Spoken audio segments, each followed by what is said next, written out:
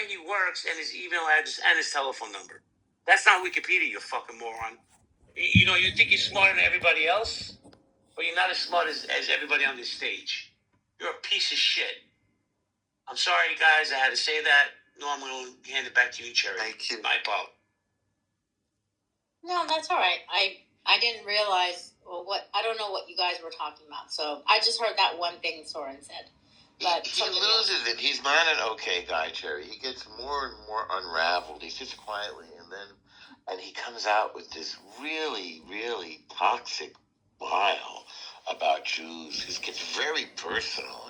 He gets sexual. He does a lot of weird sexual stuff. I have to tell you something, honestly.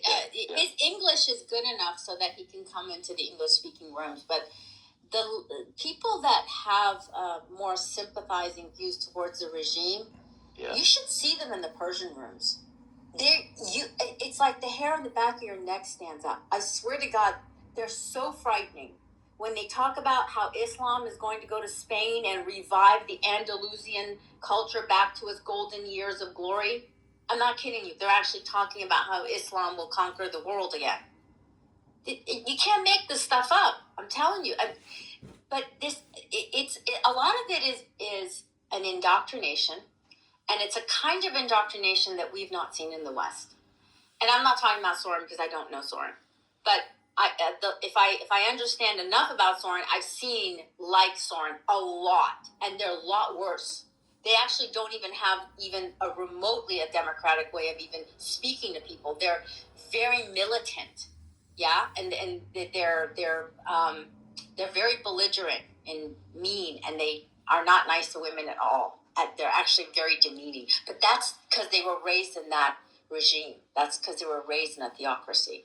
So, well, at least you know where they stand. I mean, with Soren, he's all over the map, and double talks and gaslights, and you heard it. You heard it. He's pretty straightforward. He wants us all dead. He hates us. He says it straight out. He'll play the game and say, "But there was a child that got a scratch when you were trying not to have your country blown up." But he's pretty straightforward. He hates Saudis. He hates Arabs. He hates Jews. He hates Israelis. And he's a shill for he hates black.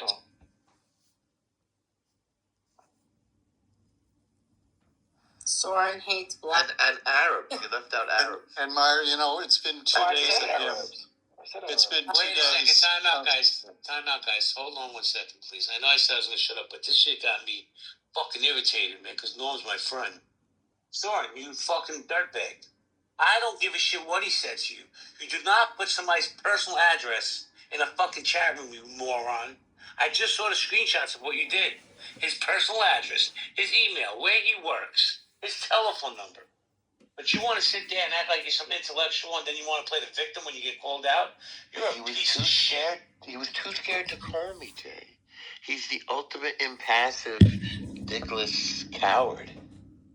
He couldn't even get it together to call me. To hear that slithery voice. Norman, I hate the Jews. The Jews cause all the problems in the world. You like that imitation? Yeah, get back to the conversation, because I'm going to do a little research for it. No, it's not worth it. It didn't bother me at the time. I barely noticed it. I wanted to tell you. I didn't even tell you. There's a bunch of alerts coming in now in the North of Israel. I've been getting them all night. Norm, we had quite the room yesterday, didn't we? Jeez. Oh yeah. I'm all middle. Yeah, it was good when we were talking like some intelligent people, Yeah, like when it got really crazy, and so we have some really.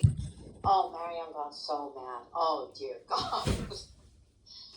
She got some people that have data with. See, so in the Iranian diaspora, we have tribes. I'm not kidding. We're like gang warfare over there. And so if you come from a certain group or a certain, like ideology, you're part of a gang, right? And then the gangs go into other rooms and they terrorize each other, just like gang warfare, right? and then they spray paint their name on that territory to say that I was there. That's kind of what's going on over there. That's exactly what one of them yesterday did when she came up and she attacked that gentleman that was speaking behind. So it was insane.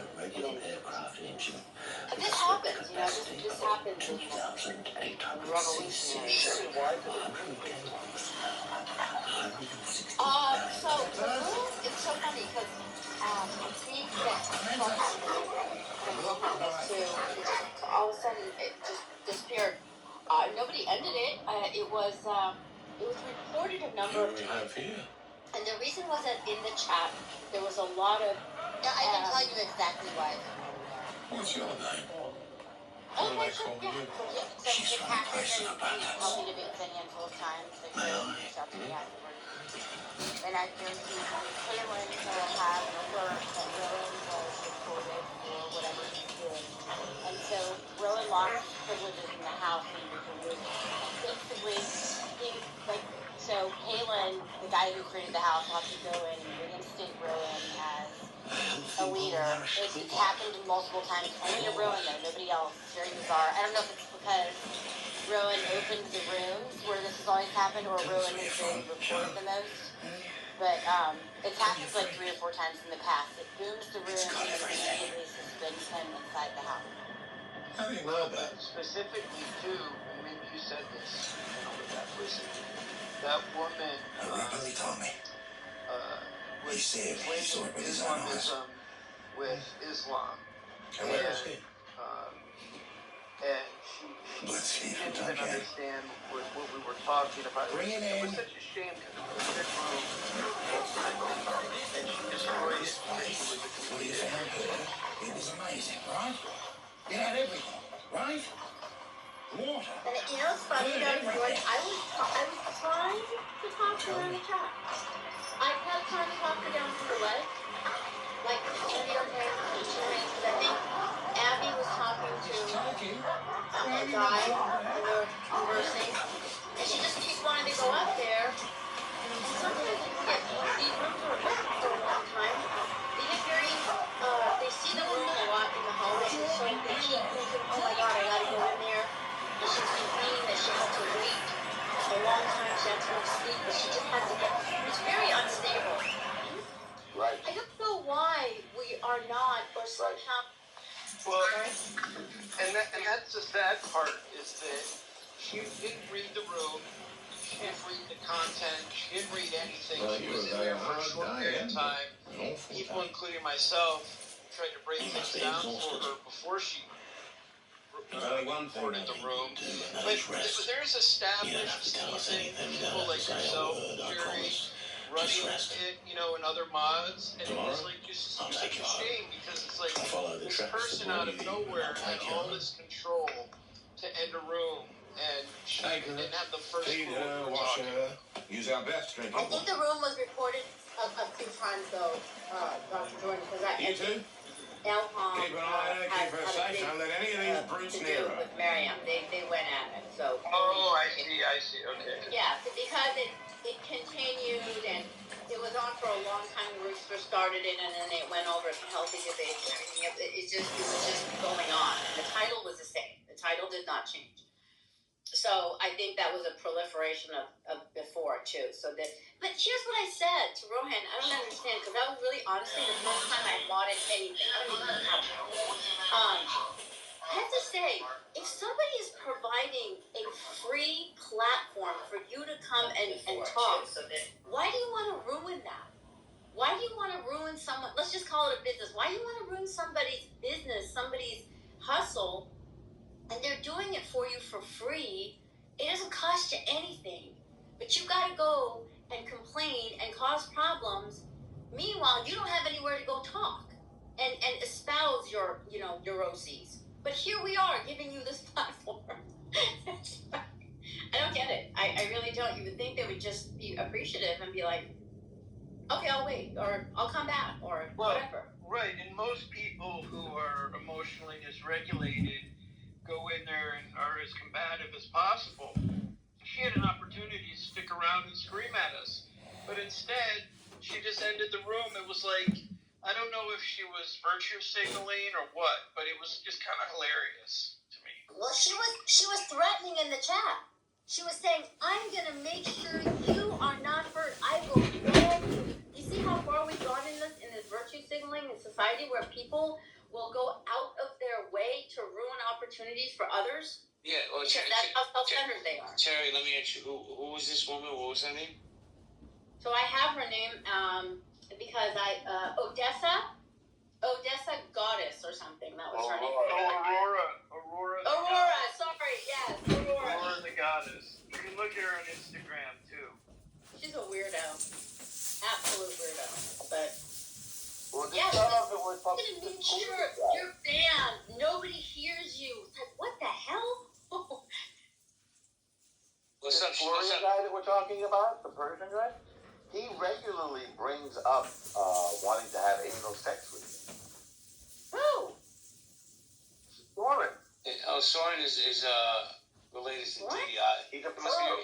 He must be related to Diddy in some way. Let's say hello to Shiva real quick. What's up, Shiva? Yeah, it surprised me too.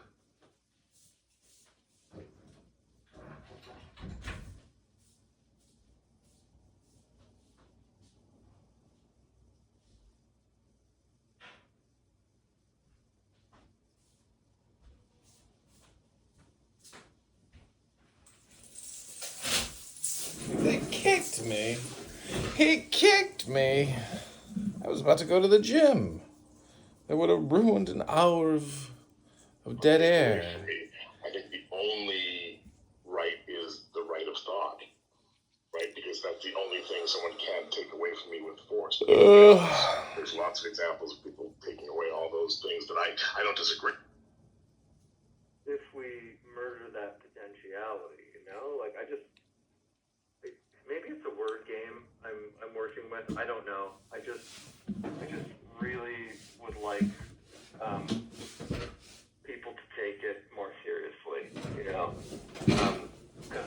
like I said earlier, I remember when you got a girl pregnant and she needed to get an abortion. That's a really bad thing.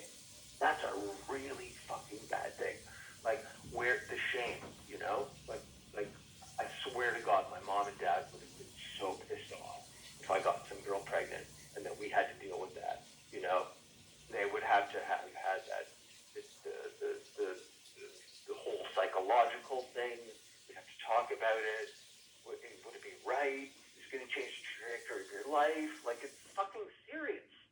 When did it not? When did it stop being serious? That's what I want to know. When the fuck did it stop being serious? It's so serious. It's the most serious thing. Am I crazy? Am I crazy? No, you're correct. And I think what changed it, What the fuck? you guys could call me, say if I'm wrong or not. It's when they started to put this idea into women's heads that they can be equal to men. Yeah. I think that's when it happened. Because if you think about it, before that point, it was accepted. You're a girl and you get pregnant, it's going to be gruesome for you. It's not going to be a great time. So the female side of the family always would teach the woman not to get pregnant, not to get pregnant, not to get pregnant. And people could complain that there was a fear